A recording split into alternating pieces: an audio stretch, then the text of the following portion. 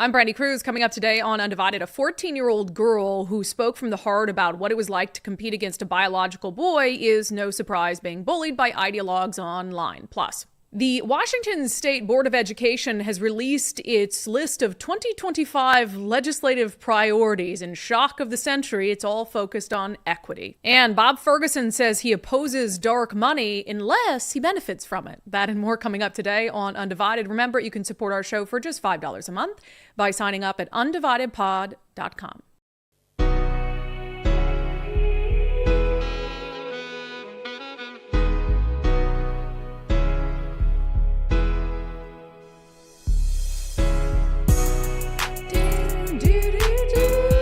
Smooth jazz in there. I don't know. Sure. Did you know that song was created for our show? Not even just a stock song. That song was created for our show by a friend of mine. And so, you know what? It'll be here to stay. I just love it. It soothes me. We've got a hell of a busy show for you today. The very first thing I'm going to do is tell you to get your walking shoes on and join us on Friday in Marysville and on Saturday in Bothell. We're going to give it one last hell of a shot to get Dave Reichert across the finish line and perhaps more importantly, make sure Bob Ferguson never steps foot in the governor's office. So we are going to have a mass volunteer event. We're going to get our common sense army out there in Marysville, 3 p.m. to 6 p.m. and then join us afterwards for a rally being hosted by the Fortneys and then in Bothell from 10 a.m. to 2 p.m. So it's pick your pleasure. If you want to knock on doors, you feel confident, because we're going to talk about Dave Reichert's positions, but also make sure people know to vote yes, pay less on the initiatives. You can do that. If you feel like sign waving is more your jam, that's Nicole's jam. Nicole is in charge of team sign waving. I love it. I've been getting texts from people who've never participated in a political event, like a friend of mine in my yoga class, and they're going to be there and they're like, I'm going to go. I want to help Dave. And so please come. It'll be a ton of fun. Ton of enthusiasm, and we're going to go out there and do everything we can to save the state of Washington. All right. So yesterday on the show, we played a clip for you of a 14-year-old girl named Annalie. And I met Annalie at an event in Wenatchee, and it was a Riley Gaines event, but Annalie introduced Riley Gaines, which was very fitting because Annalie is the girl who got second place to a boy at the Junior Olympics track meet in Kashmir. And so she, gave these heartfelt remarks about what it was that she went through and what it was that she felt. In fact, we have a clip. Can you play this clip, Nicole? I'm going to jump ahead to it quick. No matter where you stand, failing to protect women's sports is wrong. So much hate and conflict has come from both sides. The things I have heard about this transgender athlete and me are awful and damaging. I am only 14 and I shouldn't have to deal with these kinds of adult issues. But here I am.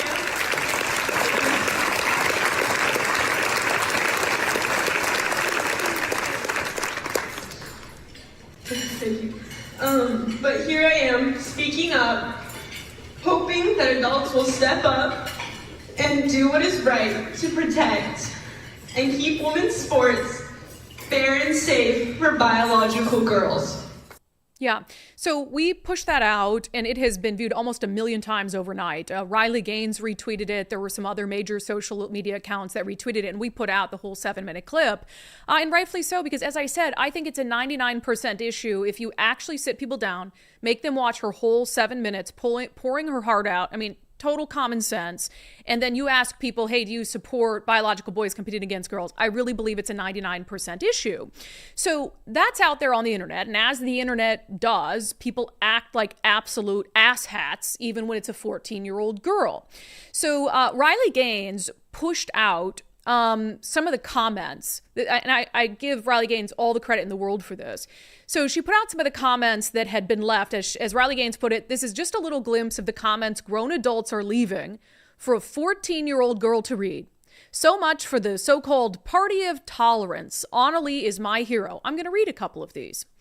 Oh, gosh, Riley's nicer than I am. I wouldn't have blocked out those names at all. I would have absolutely straight up put these people on blast. She literally finished second. Another girl was faster. It's effing pathetic. We're at the point in society when people can't accept when they fail. Next time she should run faster if she wants to win. Plain and simple. Yeah. No, she didn't take second place to a girl. She took second place to a boy. This is a comment on a family member's post. Your niece is transphobic and you should not be proud of that. Shows how effed up you and your family are. Pathetic. She lost to a woman and is now being a transphobic crybaby because she lost. She's not the real winner when she finished second. Another girl was faster. Again, no, a boy was faster. So now this poor girl is going to have to be competing with men just because a girl couldn't accept the fact that she lost. So poor girl being the biological boy. Oh, now the biological boy has to go compete with men. Like, it's sad to see that the transgender community still to this day hasn't been accepted, and why people felt the need to bring up this student's gender identity is beyond invasive. Because it was obvious. Nobody had to bring it up. It was obvious. Bigots are bigots are bigots. Oh my, shut up. Like, think about this. Again, this is a 14-year-old girl who is just speaking the truth. Like, hey, I was the best of the best, and then I got crushed by a biological boy. And, you know, one of the things about Annalie in her remarks that you just heard is, and I was there for him, I introduced Annalie at the event, and, you know, she took great pains when I think she didn't really have to tell this crowd of 500 plus conservatives, you know, this isn't about the transgender runner. You know, I've also seen horrible things said about what is a 14-year-old boy. And she made it very clear that she wasn't okay with that either. And this clearly hasn't worked out well for transgender athletes. It clearly hasn't worked out well for female athletes. So she had clearly, standing up on stage, the maturity and the empathy to be able to make sure that, hey, this is about the people making these decisions. This is about the adults who have put us, both of us, in this position. And so then for adults to turn around and say, you know, you're a bigot, you're a transphobe, whatever it is horrifying. But it reminded me of a story we started the week with.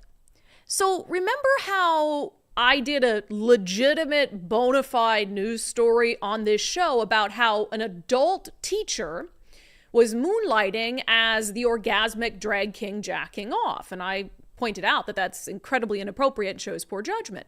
Remember how all the news outlets that ran to this drag king's defense and all evil conservative Brandi is just cyberbullying. Remember, Nicole, when I was accused of cyberbullying? Because I did a bona fide news story about an adult where I factually just laid out the fact that this adult was calling themselves in public-facing social media profiles an orgasmic drag king jacking off. And all the news outlets say, oh, Gig Harbor teacher quits, cites cyberbullying. Pierce County teacher and drag king resigns from school district amid cyberbullying. So look, I know these are two separate stories, but there's a real common theme here. You know, when I did that story, bona fide news story, it was the left accusing me of cyberbullying. Oh, Brandi, you're such a bully. That's horrible. What side of the political aisle do you think is bullying Annalie? You think Republicans are bullying Annalie? No. It's the lefties. And so the lefties they lash out if they don't like something. But if you point out something they're doing that's obviously problematic, that's bullying. You can't bully us, but we can bully you. You can't bully an adult, but we can bully a 14-year-old girl. Yeah, give me a break. Annalie is my hero too. So I hope that there is no, you know, I think Annalie is tough enough. She got up and spoke in front of all those adults. She's tough enough to deal with some nameless, faceless, basement-dwelling losers who want to call her a transphobe. And I've met her parents, and I know that's because her parents are tough enough to raise a girl who's tough enough to stand up for herself. So I'm not worried about Annalie. I think she can deal with a little bit of ridiculous, out-of-control adults. But again, as she said, she shouldn't have to. She shouldn't be in this position. The transgender athlete shouldn't be in this position because adults should have enough common sense to realize that we should not be allowing two people who were born very differently with different levels of strength and endurance and ability. We shouldn't put them in a position to have to compete against one another. So we're not letting this one go. And thank you to everyone who shared Annalie's remarks because the whole world ought to see them. And that's how we start to make positive change. Okay. Not all Democrats are created equal is the theme of this next segment. I know I have a lot of conservatives and a lot of Republicans who watch this show, and the situation that we're in Washington state is very clear. We have a very, very blue state. It gets more blue by the day in terms of elected leadership, and Democrats in Olympia are getting very, very close to reaching a supermajority in the Senate, and before long, a supermajority in the House. We've had a Democrat in the governor's office for 40 years. So as they consolidate those majorities, and as they have in certain legislative districts made it so impossible for a Republican to win that Republicans don't even run, what you're going to start to see the Democratic Party doing in Washington state, which is a very progressive party, borderline socialist. I mean, they've endorsed socialist candidates. They can't really distance themselves from that. Is they're then going to, amongst their own ranks, seek to eliminate any dissent whatsoever. So they've done this before, right?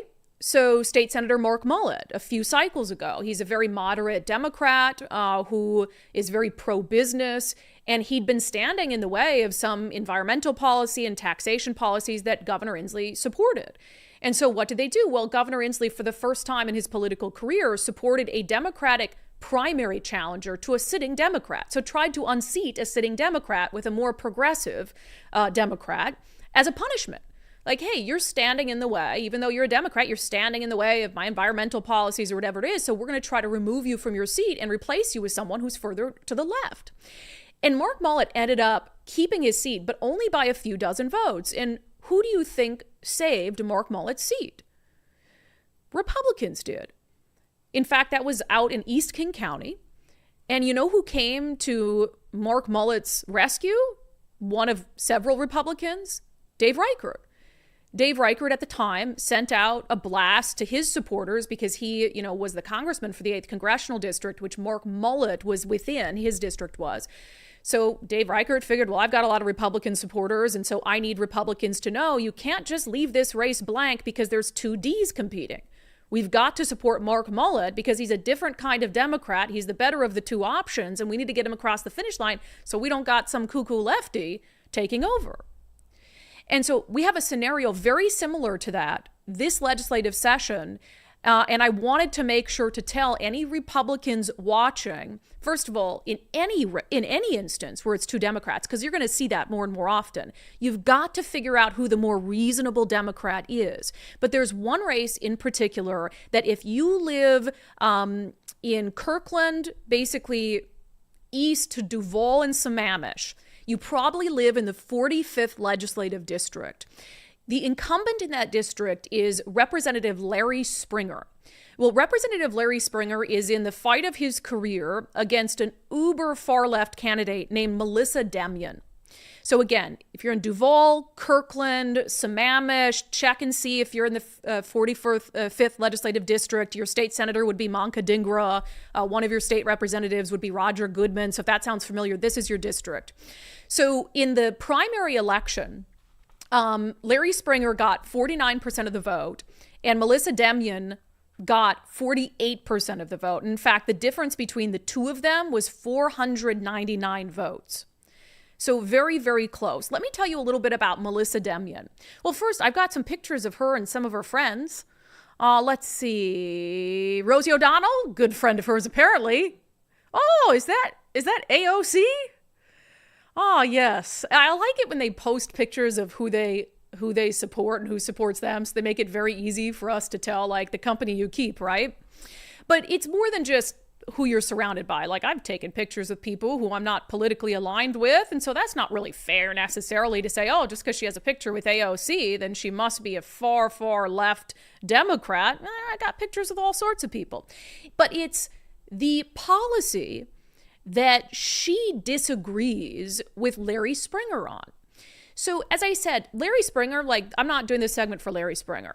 I don't really know him that well. I know he's taken some votes that I don't particularly agree with. And so certainly we have our differences of opinion. But this is about supporting someone who will be a no vote on issues that are very, very bad for things like the business community, and someone who will absolutely be lockstep with the progressive left. So it's funny because on Melissa Demian's website, she has this little tab and it's called Receipts, I think. And in it, she vilifies Larry Springer for all these horrible votes he took, suggesting that she would have voted differently, right? Well, when you read it, I'm in there like, yeah, Larry Springer. Yeah, like all these votes that he took that are very rational, where he voted against some people in his own party and where he voted very much in line with how Republicans or moderates would have preferred that he vote. So a few things. So again, this is from her website. She's using these as negatives, right? So she's saying, oh, Larry Springer voted against House Bill 1589. Well, you know what that was, right? House Bill 1589 was the gas ban that they passed at 2 a.m.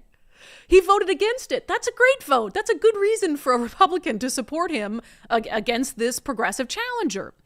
Let's see here. Also, this is a big one because this will come up again this session. He voted against the bill to give unemployment benefits to striking workers. That failed just barely. So what she's saying is she would support that, letting people who go on strike voluntarily tap in to our unemployment benefit fund. Wild stuff.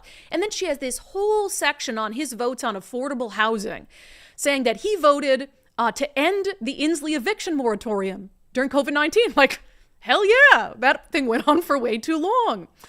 He voted against changes to the Landlord-Tenant Act that would have increased tenant protections, we know, to an unreasonable level at the time of this insane abuse of tenant protections.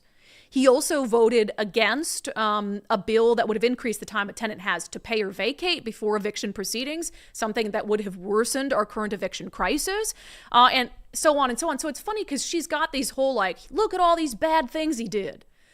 But anyone, any reasonable Democrat, anyone in the middle, and certainly anyone on the right would look at those and be like, I'm glad he voted against those things, or I'm glad he supported things like ending the Inslee eviction moratorium. So bottom line is this, and what I want, even if you're not in the 45th legislative district, to take away is not all Democrats are created equal. And if you're a Republican, sometimes you just got to suck it up and fill in a circle for a Democrat and do your homework. And again, this is going to happen more and more often.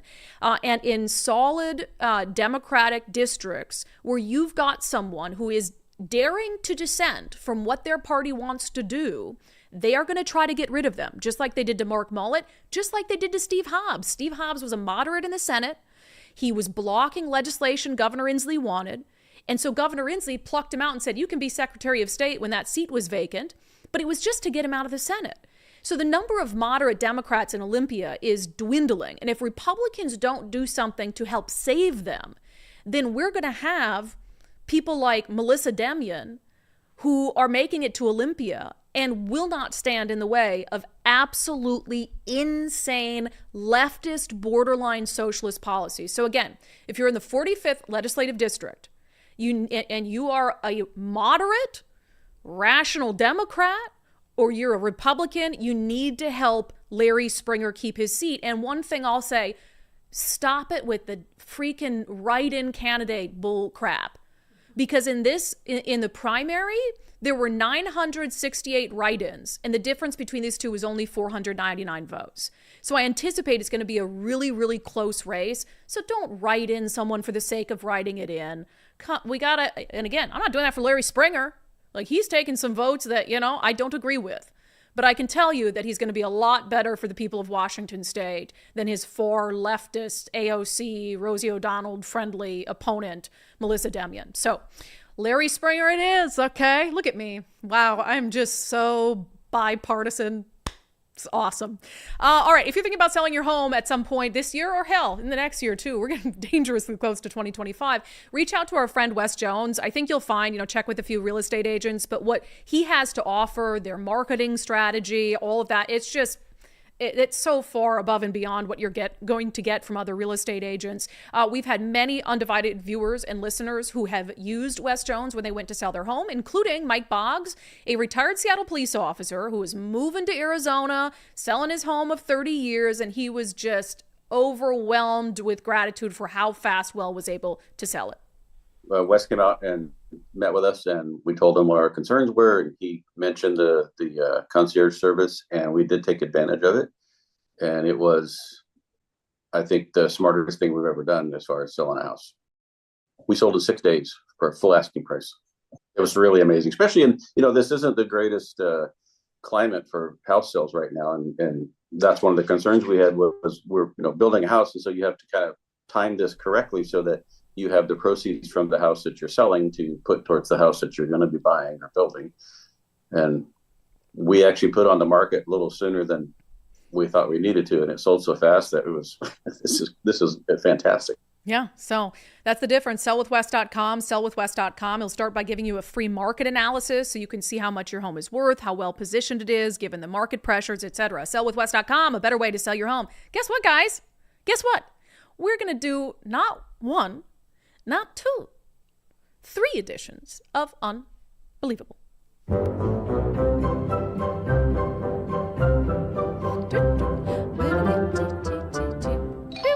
This Mayor Bruce Harrell story in Seattle gets weirder and weirder and more unbelievable and more unbelievable. So to catch you up, in case you're not caught up, Mayor Bruce Harrell, who claims he's a public safety mayor, supports the police department, was just at a gala on Friday supporting the police department, all of these things. We need to hire more officers. He allegedly is supporting the campaign of a socialist candidate for State House of Representatives to represent the Seattle area. So Sean Scott made this claim, and Bruce Harrell has been given ample opportunity to say it's not true, but he, for some reason, refuses to do so. We're happy to have the support of the actual 43rd Legislative District Democrats. Proud to be supported in this race as well by Planned Parenthood, by the Washington State Council of Firefighters, and actually by the mayor of Seattle as well. Sean Scott says you endorsed him for a state legislature run. Come on, man. I just wanted to ask. You're recording right now, right? Yeah, but is it a yes or a no? I'm not going to answer anything right now.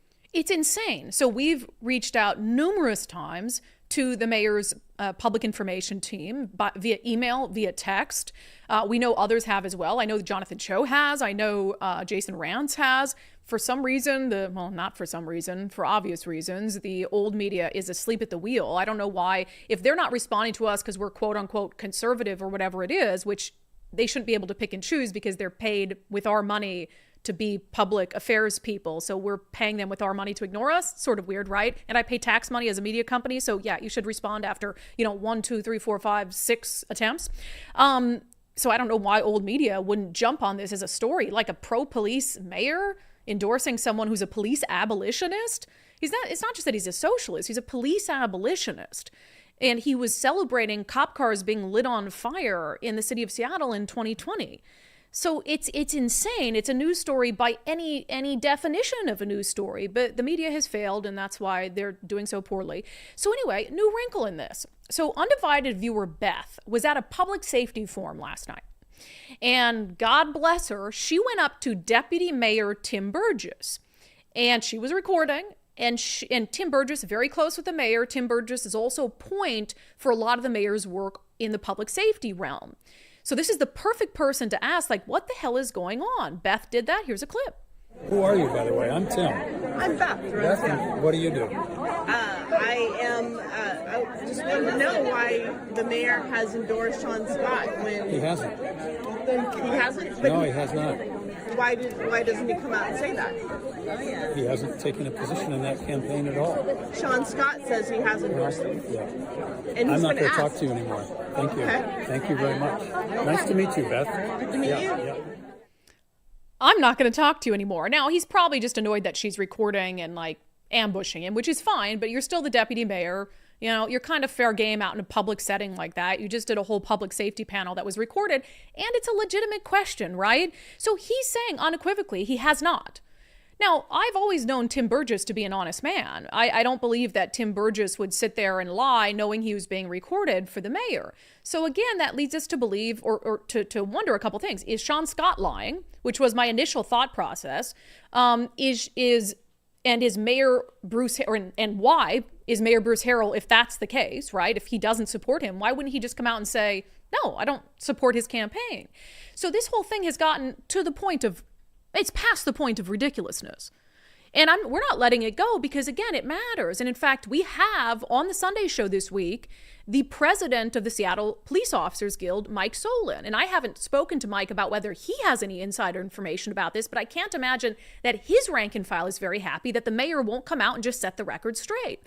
Now, something tells me this is, okay, if I put on my calm down Brandi hat, calm down, Brandi had. And I think about this like very logically and knowing how the inner workings of the political world sort of work and the push and pull of who you're associated with matters, etc.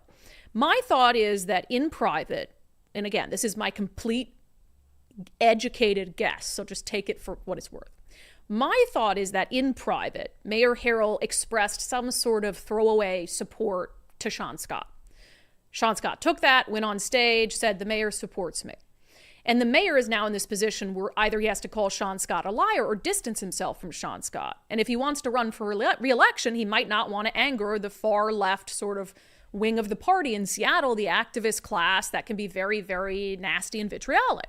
So he's just hoping he can wait it out and move on, and we'll let it go. Oh, Bruce, we're not going to let it go. So we're going to try again to reach out and just like let us put this issue to rest. If it's Sean Scott who is misrepresenting something, that's fine. But you cannot, I said this, it would be a betrayal of the men and women of the Seattle Police Department to have a mayor who claims to support them, who claims to support additional hiring, who claims to be pro-public safety, turn around and say, no, I support the candidacy of a police abolitionist who celebrated acts of violence in 2020. So I want to let you know that we're not going to let it go. But thank you for viewer Beth for so diligently going to get Tim Burgess. So speaking of surreptitiously recorded clips, although she did tell him you're being recorded, usually I'm opposed to if a politician is out in a public setting, but for non-business reasons. I don't like people confronting them. It just bothers me. Because if they're with your family or your kids, you're having dinner, you know, when they were like attacking like anyone in Trump's family who would be at dinner and then they'd go in, like make their life miserable. I think that's mean. And I just don't do that. I don't like the meanness. Now, in this scenario, I might make an exception for Bob Ferguson. So there was a high schooler who Bob Ferguson was allegedly at like a track meet and his kids were running, but he was like somewhere standing off alone about to make a phone call. So the only reason I'm like, okay, he's separated from the whole scenario. A high schooler goes up to him and asks him a few questions, and it exposes so much of what's wrong with Bob Ferguson as a quote-unquote leader. So as you know, because you see it in every single commercial break, Bob Ferguson has been spending a ton of money on TV to paint Dave Reichert as some right-wing lunatic, right? But also some of those ads you're seeing were paid for by outside money. You can tell at the bottom, like, you know, no candidate authorized this ad and it'll have this or whatever it is. And so some people call that support dark money. As opposed to like Bob Ferguson's campaign where you have money coming in, you can go on the PDC and look at like who's funding these things, etc. So Bob has made this big shtick on the campaign trail about I'm the only candidate who doesn't accept corporate PAC money. And that's true for this campaign, but in the past, as you know, Bob Ferguson has long accepted money from some of the biggest corporations in the Pacific Northwest and across the country. So now he wants to act all righteous and sanctimonious and saying, yeah, this time I'm not doing it because big corporate money, bad. And he won't acknowledge that he took money from like all the big corporations in the past. So all of that, you know, to explain this clip. So this kid, high schooler, goes up to him. Watch the exchange. Just wondering what your thoughts are on dark money in politics right now. And not a fan. Had a lawsuit about it. We made him pay millions of dollars, you know, so yeah, when you're out there running, it's no fun to be dealing with dark money. Okay. Yeah. I was just wondering your thoughts on like the dark money being spent against Dave Reichert on Washington's airwaves right now. Like if you had any opinions on that. That's fire politics for him. Yeah. Think about that. He literally says, oh yeah, dark money's bad. It's really hard to be out there running against dark money. And then this kid goes, yeah, but what about the dark money being spent against Dave Reichert? And he said, that's part of politics. You cannot come up with a better 20-second encapsulation of who Bob Ferguson is as a politician, as a person, and as a quote-unquote leader, is that he hates dark money, but if it's benefiting me, great. That's who he is. Anything that benefits him politically, no matter how immoral, he's fine with. That's always been who he is. And this clip from a brave high schooler really encapsulates that. All right. Oh, I didn't even go into, I missed it. Oh my God, I'm sorry. I promised everybody. Can you just play back to back Unbelievable so I get into my third one?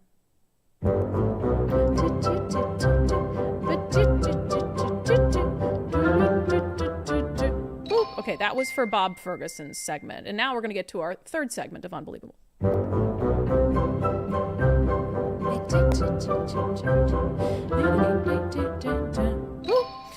Look, this is believable, but also it's freaking unbelievable. We've exposed so much of what's happening in our public education system, from academic decline to political and social indoctrination, and there's so much pressure right now on the superintendent of public instruction to do better. The Seattle Times endorsed him, even though they said he refuses to take responsibility for this sour state of education and for the low test scores and all of these things because they're just hopeless ideologues. But, our test scores are failing. Kids are failing. Enrollment is down. So school districts are having to make cuts because parents would rather teach their kid at home or pay, out of pocket hefty costs for private school, because our public school systems just are not focused on what they should be focused on, which is just teaching kids and preparing them for higher education and for frankly, the workforce and life. So anyway, I guess I'm not surprised, but it just continues to stun me that even under pressure, even under the glaring light of public scrutiny, our state education system continues to double, triple, quadruple down on the wrong things. So the State Board of Education just released its 2025 legislative priorities. It's set to vote on these to adopt them. 3 pillars of advocacy they put out. If you're watching the show today, you'll notice at the center of this weird chart they've created, advocacy for educational equity. So their pillars of advocacy are all built around the central theme and commitment to educational equity. It has its strategic plan, educational equity, and all these, whatever it is. And then it says, areas of responsibility, and then legislative platform. That's the one that we really want to hone in on, because the legislative platform is what they're going to literally go to Olympia and advocate for when it comes to educational funding, et cetera, et cetera. So under the lens of equity, here is, honest to God, the State Board of Education's 2025 legislative platform. We took the pains to highlight for you all the mentions of things around inclusivity and equity. Now, again, you're going to see very little on here about academic success or improving academic success. 2025 legislative platform, an equitable and inclusive K-12 education system where every student is empowered with the knowledge and skills they need to thrive in a changing world.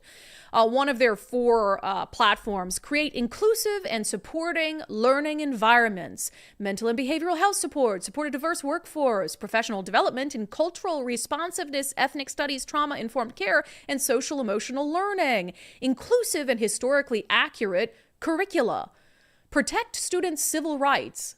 Are we not protecting students' civil rights? Is that something that in Washington state, one of the most progressive states in the country, we're not already doing? Equitable access to powerful learning opportunities. Ensure quality implementation of since time immemorial, which apparently is like this law that was put into place where teachers get to choose how much time they spend on tribal sovereignty content throughout the year.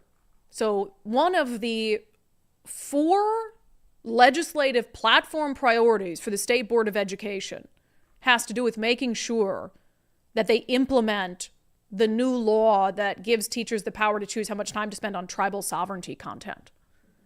Well, across the board, test scores are failing. And the State Board of Education knows that, and their own graphics illustrate that. So they have these indicators of educational system health that they track. So these are some indicators where it'll tell them basically across the public education system whether things are going well or whether things are going not so well. What is the health of our education system? Well, shock of the century, things aren't going well. So for instance, one of them is kindergarten readiness. These are all most decent data. So some of it's 2024 data, some of it's 2023 data. Kindergarten readiness, 52.5%. 4th grade reading, 49%. 8th grade math, 32.3%. And you know what freaks me out about that? Then it has the high school graduation rate at 83.6%. So, first of all, it should be 100%, but also that doesn't really line up when you're telling me 8th grade math is at 32.3%, and across the state, our test scores are about at a failing average. So how can you have 83.6% of people who are able to graduate if half aren't meeting basic standards? And then the thing that really gets me is it says their target at the bottom. The 2029 target for each indicator is 90%. So less than 4 years from now, they want fourth grade reading to be at 90% when it's at 49%. They want eighth grade math to be at 90% when it's at 32.3%. They want kindergarten readiness to be at 52% or at 90% when it's at 52%. So first of all, that goal is like every goal the government sets, completely unrealistic. But as Nicole pointed out in show prep, she's like, shouldn't it be 100%? Should the goal of the State Board of Education, if you're already going to throw out meaningless goals, right? Like, oh, we're going to end carbon emissions by 2050 or whatever it is, which you know you can never accomplish. Wouldn't you just set your sights high for education, Elise, and say the target for each of these indicators is 100%? Like not even, no, it's 90%. We're not even going to reach 90% because some of them are at 30%. And you wonder why. Well, you go back to the legislative platform of the State Board of Health, and it's all focused on equity and social emotional learning and civil rights and inclusivity and time since memorial and all this stuff. It's like, look, you know, some of this on its face, right? Like, hey, quality implementation of since time immemorial. Do I think that there's a place in K through 12 education where kids should be taught about tribal sovereignty and Native American history and all that? Yeah, of course. That's part of our history as a country, and it's part of our present as a country as well. Do I think it should be one of the 4 legislative platforms of the State Board of Education? No, I don't.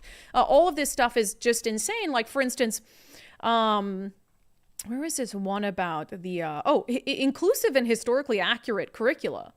Are you telling me you haven't had historically accurate curricula? Like, how long have we had public schools in Washington State? And look, I know there's this whole debate over like, oh, Christopher Columbus and how he's taught and good or bad and all this stuff. But it's like, yeah, it should be just a general, as society learns more things and historical context is needed, that shouldn't have to be one of the 4 platforms for the legislative session from the State Board of Education. The State Board of Education should be focused on improving educational outcomes. So it's just wild stuff. Was I saying the State Board of Health the whole time? State Board of Education. Sorry. In my head, I think I spent so long talking about the worthless State Board of Health that I probably remember that. Maybe I didn't. Anyway, absolutely unbelievable. So a little quick trifecta of unbelievable today. Okay, as you guys know, we do a weekly segment with the Rental Housing Association of Washington if you're a landlord. And we do this because we want to continue to raise awareness for the issues that have cropped up around the eviction moratoriums and around an eviction backlog and all of this. So by the way, and you can put it up, Nicole, if you are a landlord in our state, a small to mid-sized landlord, you need to become a member of RHA because they're going to help you navigate all this utter nonsense out there, and it's only $260 a year. So if you really feel like, gosh, some of these laws are so hard to continue to be a landlord, make sure that you reach out to RHA, become a member, and you kind of are part of this network of people who can help you manage that. So speaking of this segment, so we do this every week, but I actually got invited, was it Tuesday? Tuesday, after the show. Remember, we had to do a short show and I ran out the door. It was because I was invited to speak on a panel at the Rental Housing Association's annual conference, which is called Engage. And they were hosting a bunch of different panels with elected leaders from both sides of the political aisle, talking about legislative priorities. But I specifically was on a panel with 2 others talking about how the media covers housing issues. And it was a fascinating conversation because obviously there's a lot to discuss. You know, one of the reasons we wanted to partner with RHA in this way, because I'll just give you a little background here. So RHA was initially going to buy advertising on our show, and we were going to run some spots, you know, encouraging landlords to become members of RHA. And Nicole and I said, well, you know, we were at the time covering all these landlord issues, like with Jason Roth and Jaskaran Singh and like all these deadbeat tenants that were being protected by state law. And we said, well, why don't we do a segment every week? Because we think, you know, rather than doing traditional ads, there's all this knowledge that we can impart upon people in this realm, but also we want to keep this issue and the pressure on this issue up leading up to the legislative session, when they're no doubt going to revisit rent control and some other policies that are only going to hurt the availability of rental housing in the state of Washington. So that's why we turned it into a weekly segment. But anyway, so I was on this panel and there was this really interesting topic came up that I guess I've never really thought about the extent to which this happens. And it has to do with like using captured language, using the language of the politicians who are trying to push certain policies. And the media then using that language in their reporting. So they're kind of becoming tools of the politicians. So a fantastic example of this, and start to look for this, not only in coverage of housing issues, but other issues, where the media just uncritically adopts the language of the politicians who are pushing something. For instance, on rent control. Remember what they called rent control in Olympia when they were pushing it last legislative session and in the news media. They called it rent stabilization. They didn't, in fact, Democrats in Olympia would push back when anyone would call it rent control. Don't call it rent control. Call it rent stabilization. And the Washington media was more than happy to oblige. All the stories we looked at, rent stabilization, Seattle Times, rent stabilization bill stalls, King 5, Washington State rent stabilization House bill heads to Senate. So, and it's just rent control. You can call it, you can package and a nice and put a little bow on it, you can put lipstick on the pig, but it's still rent control. And people know what rent control is. If you tell them, hey, this is a rent control bill and it has this kind of negative, for good reason, connotation to it. But if you water it down and call it, no, it's just rent stabilization. We're just stabilizing rents. That's intentional, right? It's captured language. And then they get the media to pick it right up and not call it rent control. And so then everybody else hears rent stabilization. Call it rent stabilization. It's like they're all hypnotized. So one of the things that's important to recognize there is when it's happening, when words are being chosen specifically to influence people's minds and to make them less likely to support or oppose a policy, and then to call media outlets out for it. I think that's the only way to fix it, right? Another example of this was something we actually broke the story on here, because the language on this one was so watered down that it went like almost unnoticed until it was in effect. So remember, it was the Covenant Home Ownership Program. Well, that sounds interesting. Covenant Home Ownership Program. You know, you don't have like a visceral reaction to that, right? But what was it actually? What was it actually? Well, the backer of the bill, when the bill was finally signed, they'd use the Covenant Home Ownership Program the whole time to get it under the radar, and the media called it that, Covenant Home Ownership. But then, when it was already passed, even the backer of the bill came out and used the language that should have been used the whole time. Here it is. You may not have heard, but this is the first in the nation statewide reparations bill. Reparations. And reparations has a certain connotation, right? A negative connotation. Most people don't support reparations nationwide. So they didn't want to call it reparations while it was being debated in Olympia. But now every person who goes out and buys a home in Washington State is paying reparations, but they didn't know it because it was called the Covenant Home Ownership Program, and it was completely under the radar. And the media used the language that lawmakers used. And so now what does that do? Well, it increases the cost of home ownership, right? And so if you care about housing issues, it's just, and I also think it should be unconstitutional. I know that a similar program has been challenged in Illinois. But this is what happens when the media adopts the language used by politicians uncritically and doesn't just call things what they are.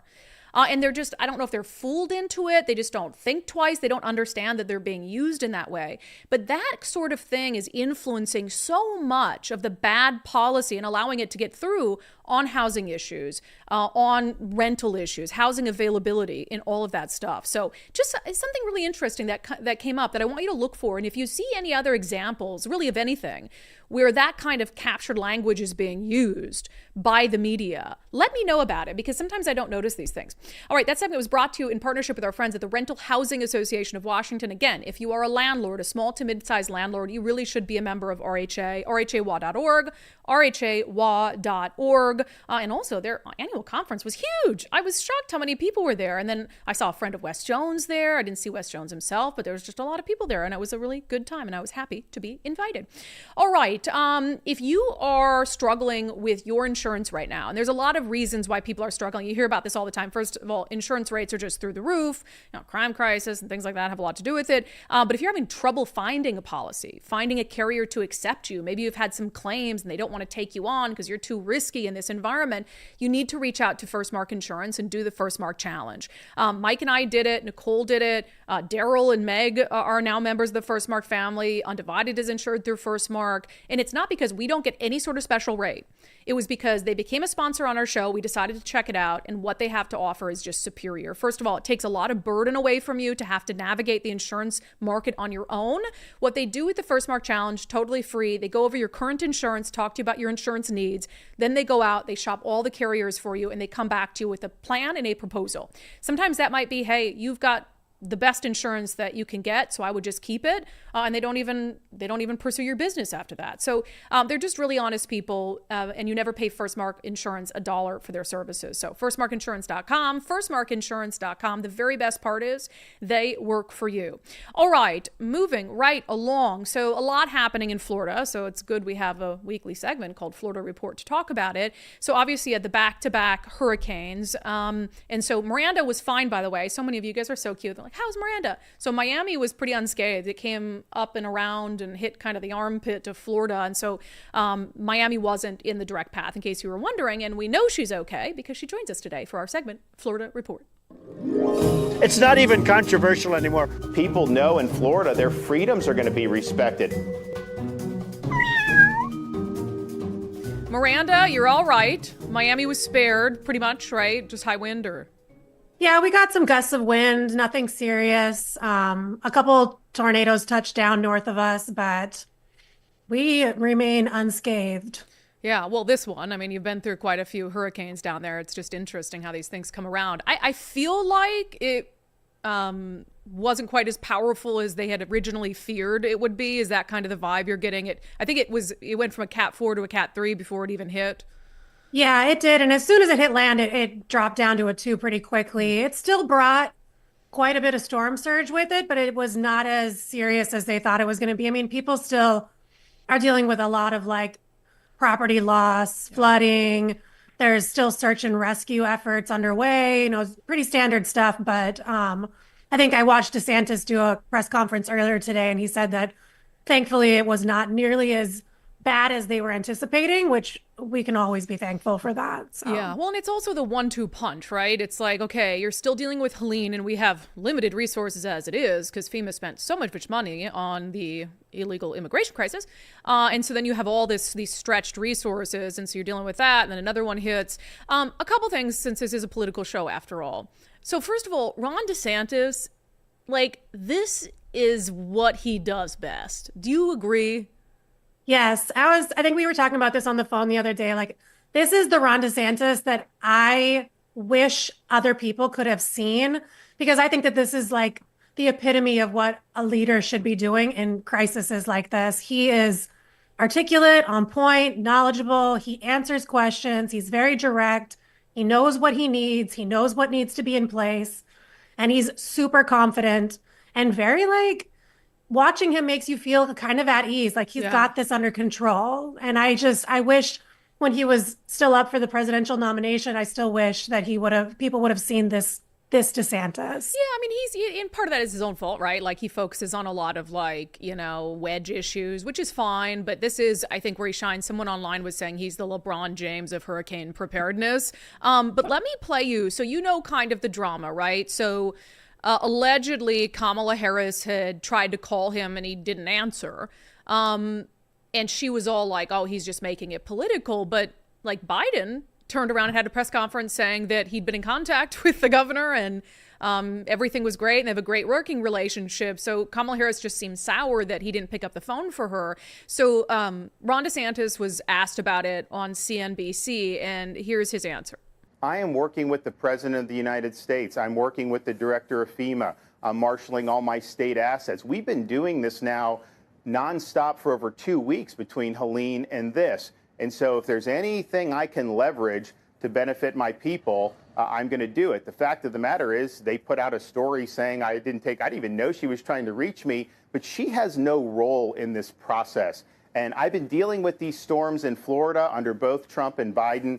Neither of them ever politicized it. And in fact, all the storms I've dealt with under this administration, although I've worked well with the president, she has never called in Florida. She has never offered any support. So what she's doing is she's trying to inject herself into this because of her political campaign. So as the governor here who's leading this, I don't have time for those games. I don't care about her campaign. Obviously, I'm not a supporter of hers, but she has no role in this process. And so I'm working with the people I need to be working with. We're leveraging the resources I need to be leveraging. And for her to try to say that my focus should be on catering to her rather than worrying about my own people just shows she doesn't understand what it means to respond to these natural disasters. Brutal. Brutal. Brutal. Oh I mean, my God. and so like honest, and straight to the point. And it's so true. I just feel like for her to even if say she did reach out and he didn't answer, the correct response in my opinion would be like, if he needs anything, I'm here. Like she doesn't have to be like, he didn't answer my phone call. Yeah, how dare he? Oh, like he has nothing else to be doing. And I mean, if she were, if Biden for some reason weren't communicating with him, maybe different. But as he points out, she's been the vice president for 3 years, and typically it falls on the president to have those conversations. And as the vice president, she wasn't, and maybe that's fine. But now because she's running a campaign, all of a sudden she wants to be the one calling the governors and stuff. Like, okay, it screams. So let me play you a clip of Kamala. So she's under all this criticism, right? For, making it about her, like, oh, he won't answer my phone calls. Then she's doing the rounds, like having beers with Colbert on Colbert Report, not taking it seriously. So this is from the White House X account. So this is an official government, not her campaign account, where she is calling the mayor of St. Petersburg. And this is, you have to think of it in the context of all the scrutiny she's been under. So as someone who's dealt with hurricanes, who's had to evacuate, who's had to do all these things, I want you to genuinely tell me, politics aside, how this clip comes across to you. Mayor Welch, Kamala Harris. How are you doing? Madam Vice President, thank you so much for checking in on us. We're getting ready, we're prepared, and looking forward to rebuilding after the storm passes through. I know that you had requested that FEMA have a full-service disaster recovery center in St. Petersburg, and that has been confirmed that has happened. And they're working with you to determine the right location. How's that coming along? Well, thank you. That makes a big difference. We did get a chance to chat with Administrator Kruse, and that's really important to St. Pete to have that full-service recovery center. The outreach from the White House and from FEMA has been excellent, and we're really going to need your help to get the city stood back up. But really appreciate your partnership, Madam Vice President. Okay, well, know that you got it, and know that you are invited to give any feedback about what you might need in real time, because you're the leadership on the ground, so you know what your folks need. We'll absolutely do that, and we appreciate your partnership. Please take care of yourself, Mayor, and I'll just stay in touch with your team. So again, as someone who's, been in hurricane zones, etc., watching that reaction. It's a phone call I don't even think that I should have to know about, because it sounded like something that was like, it's like this is stuff that's already happening, but she had to make it like known. Oh, we're helping you. We're going to put FEMA. It gives me like pick me girl, where she's just like trying to be relevant, the center of attention, and make things a little bit about her. And it's honestly just like in very poor taste, in my opinion. Yeah, well, and I always think about the organization that had to happen for that call and recording. It's like they had to be like, okay, make sure the mayor of St. Pete's is somewhere visible. He's taking the call on speakerphone. We're going to have, you record it on your end, and then we're going to have her call on speakerphone and record it on our end. Then we're going to edit it together to make sure that they know that she had this like really blasé phone call. It's 100% poor taste, but it just shows the point that Ron DeSantis was making, which is like she's trying to make it about her and her political campaign, and we have stuff to do. Yeah, she's like, oh, we're doing this for you, right? He's like, yeah. It's just so. Sure do. I hate it. It's so bad. I got to ask you about one more thing, just because this guy took the internet by storm, literally. Part of me's like, don't give him attention because he did something stupid. But then it's like, he's such a character. So you got to look for these little storylines that'll bring joy to people. So they're calling him Lieutenant Dan. Sounds like he lives on his boat. Yeah, so he says he's been experiencing homelessness for about 10 years and then moved to Florida and got on this sailboat. But he has an amputated leg, and that's kind of where this nickname on the internet came from, because Lieutenant Dan in Forrest Gump did survive a hurricane on his shrimp boat with amputated legs. So I think the nickname is well fit, but he basically got a lot of attention. There's a TikToker that goes by the name of Tampa Terrence, and he has been covering Lieutenant Dan through the last 2 hurricanes and putting him on TikTok to millions of views, to just like staying in touch with them, like his determination. It's just, he kind of won over the internet, and he refused to leave his boat, not only for Helene, but also for Milton. And he made it through last night as well. Well, and it's not just like his boat is anywhere. His boat is in Tampa, right? Yeah, so on it's in coast. Tampa. He didn't even sail it to safer waters. He's like, no. If you see any clips, it's just like him poking his head out the window of his sailboat, like, I'm staying right here. I'm here. I'm fine. Leave me alone. Yeah. I mean, what can you do? You're going to go on and pry him off? Like, you can issue all the warnings you want. It was fascinating, though, because like his boat literally, like, because the waters went up and up and up. And his boat was up, and it was over like, some like railings that were inundated. And he said, there's this clip where he's like, actually, things are better off because if my boat got washed. And he also had said, like, if it's going to flood, isn't it safer to be on my boat? Like, why would I want to be on the land? And then also, like, another like ray of sun in this story is Tampa Terrence helped raise on a GoFundMe page for him like $37,000 to buy a new boat. And he's also offered him a deal that if he agreed to live streaming some of his adventures on his boat, he would buy him a brand new boat. Oh, that's amazing. Well, that's awesome. And I love stories like that. So like, obviously don't do that. That's really stupid. But at the same time, you got to just take the joy and entertainment where you can when stuff like this happens. All right, Miranda. Well, let's hope we don't get any more down there. You guys deserve a break. But at the end of it, when the storm clears, you're still living in Florida and not Washington State. So there's that, It's true. And it is so nice out today. It is just blue skies, sunny, and the temperature dropped a little. So it's really nice. Yeah. All right. Okay. We'll talk to you soon. Bye. It's not even controversial anymore. People know in Florida their freedoms are going to be respected.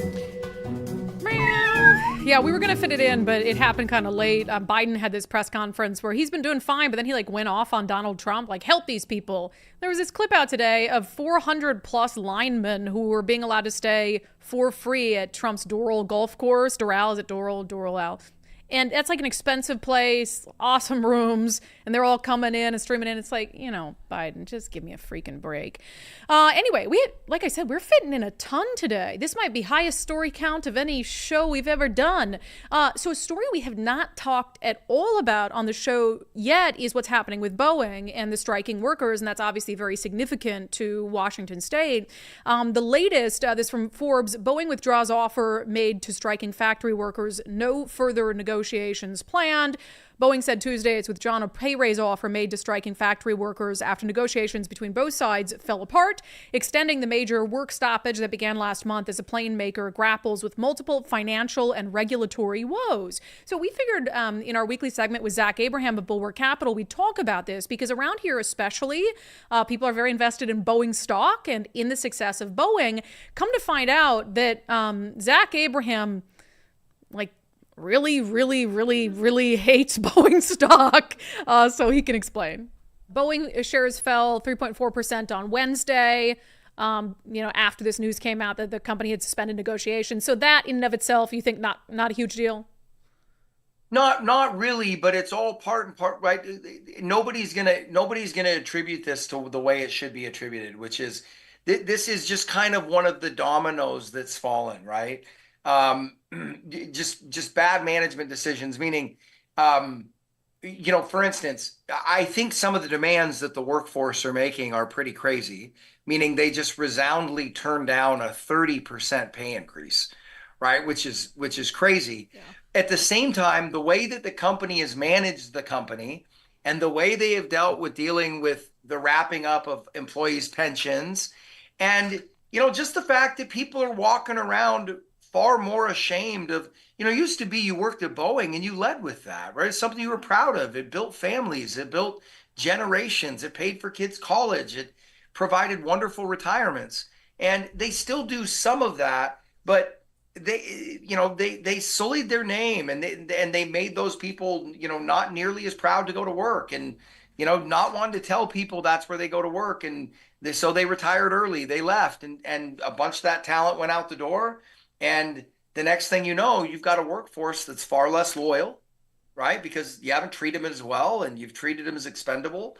And you're kind of getting what you're getting what you want. Now you've got a workforce that's holding you hostage and asking for what I think any reasonable person would say are unreasonable requests. But this is the bed they made. And, I think the workers are being unreasonable, but I don't blame them for being, Boeing's getting what they deserve. Yeah, no sympathy for Boeing. So just from, no. I know this segment isn't designed to give people advice on what to do with their stocks and investments, et cetera. But, just from the viewpoint of you have a lot of people in our region, and I'm sure a lot of our viewers and listeners who are invested in Boeing and what their stocks do matter to them, right? And you're in the business of mitigating risk. But what do you do if you have a client who comes to you carrying a bunch of Boeing? And you're saying they're rotten to the core and, we won't. So how does that kind of work? Well, it's tough because when we were first having these conversations back in 2018 and 2019, when we really started covering Boeing exclusively and we started realizing what the problems were, it was really easy. It was get out of the stock, right? But the stock at that point was trading, 4 or 5x more than it currently is, something like that. I think you're up over $400 at one point. Now so let's say 3 to 3.5 times more than it is today. Today it's a little bit tough because that Boeing is not Boeing Boeing isn't going anywhere because of its affiliation with the federal government.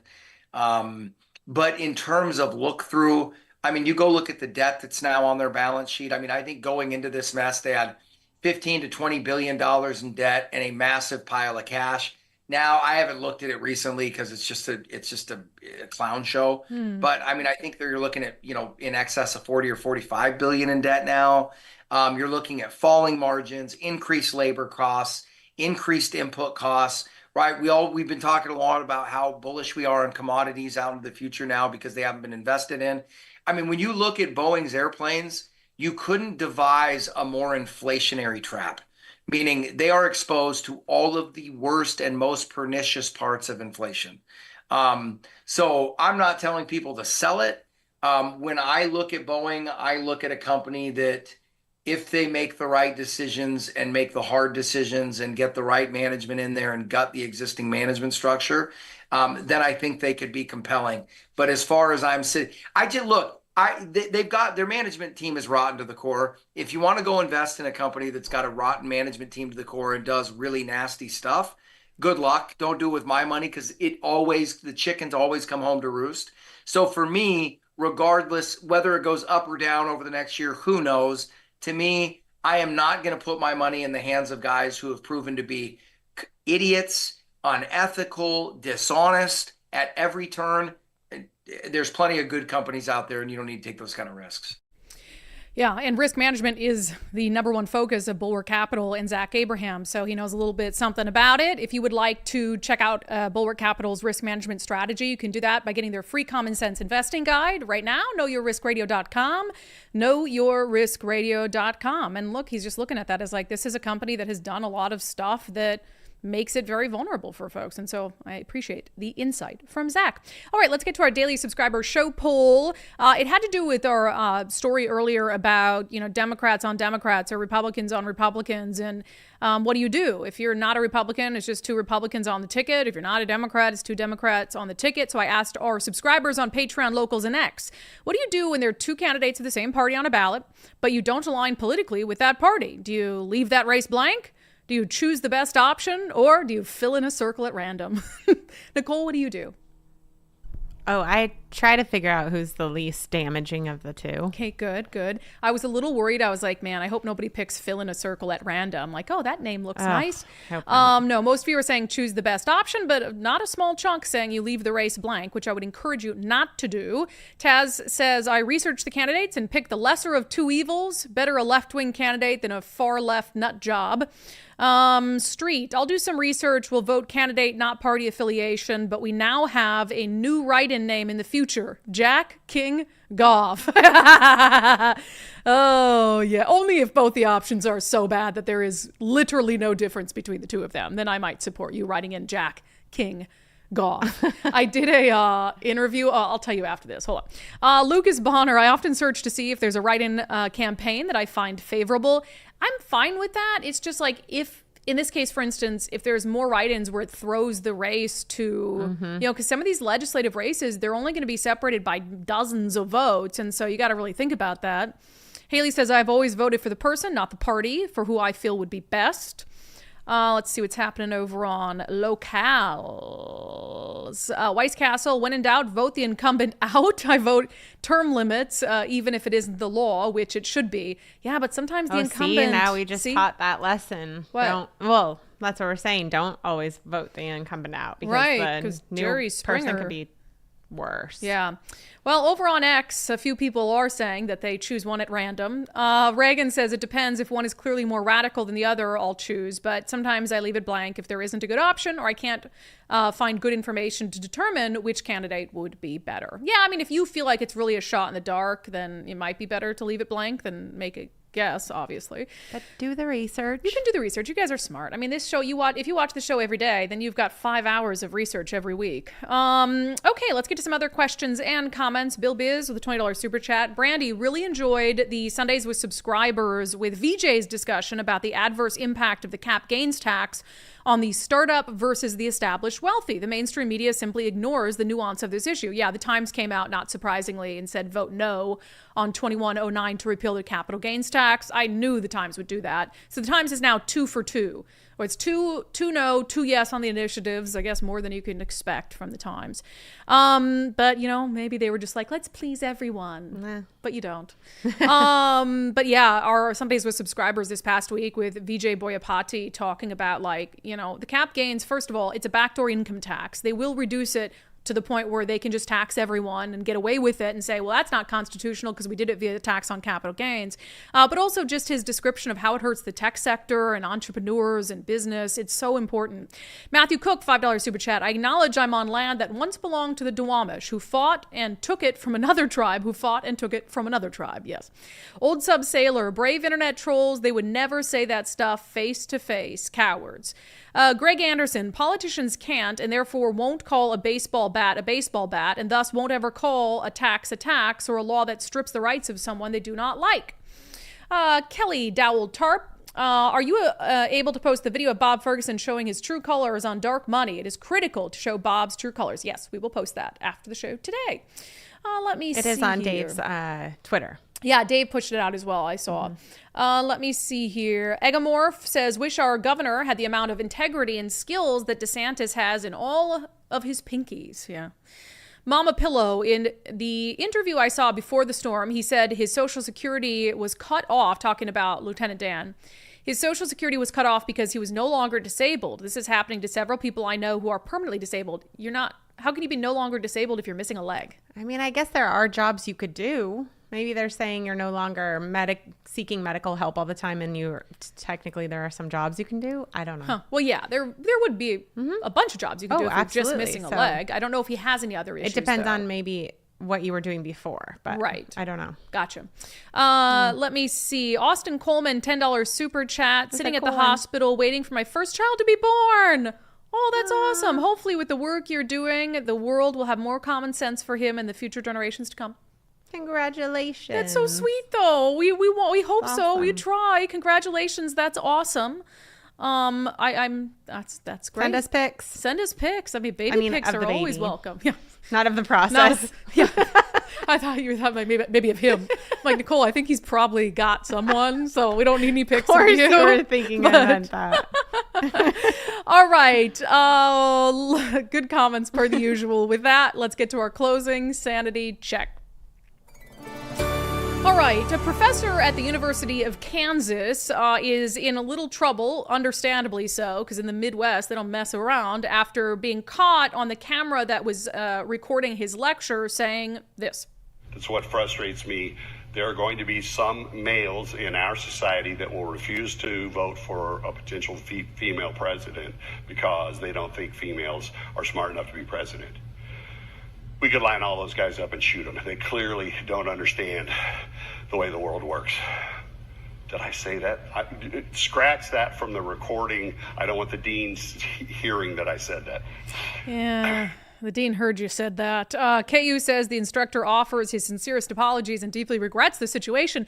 His intent was to emphasize his advocacy for women's rights and equality, and he recognizes he did a very poor job of doing so. The university said it has an established process for these situations, and the case is under investigation. Not exactly sure what needs to be investigated.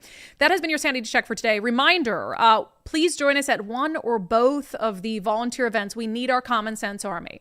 If you've never volunteered for a campaign before, this is an easy thing you can do. You can stay for an hour, 2 hours, all 3 hours. We are going to be out in some critical swing areas, flooding neighborhoods, not with actual hurricane water, flooding them with our common sense and sanity. So we're going to be in Marysville from 3 p.m. to 6 p.m. You can meet us at the Jennings Park there. And then on Saturday, we're going to be in Bothell, Meeting Point, Cedar Grove Park. And we're going to be door knocking, sign waving from 10 a.m. to 2 p.m. Dave is going to be there too. This isn't us going out there and schlepping it for Dave. Dave's going to be there. There's going to be some other elected officials there. And then if you're coming to join us in Marysville right afterward, Adam Fortney, the former sheriff up there, and his wife invite all the volunteers to join us for a rally at the Marysville Historical Society from 6 p.m.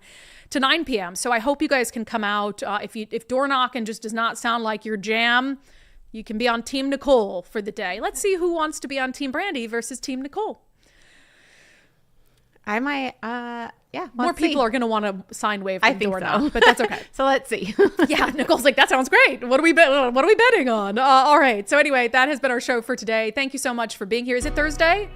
Holy smokes. We have a great Sundays with Subscribers. Mike Solon, the president of the Seattle Police Officers Guild, is going to join us. We're going to talk about those $50,000 lateral bonuses that were just approved and whether they're going to help at all with the Seattle Police Department staffing crisis. And also, what the hell does he make of this whole mess with Bruce Harrell, maybe endorsing a police abolitionist? Wild, wild stuff. So if you've not become a subscriber to our show already, it's just $5 a month. I meet people out and about all the time who they look at me with shame and say, I'm sorry, I just haven't got around to subscribing yet, but I love the show. And I'm like, how dare you? No, I mean, we love you either way, freeloader or not. If you'd like to support the show for $5 a month, you can do that at undividedpod.com, undividedpod.com. Okay, bye. See you tomorrow at the volunteer event. Not on the show. We're not having a show tomorrow. So I'll just see you later.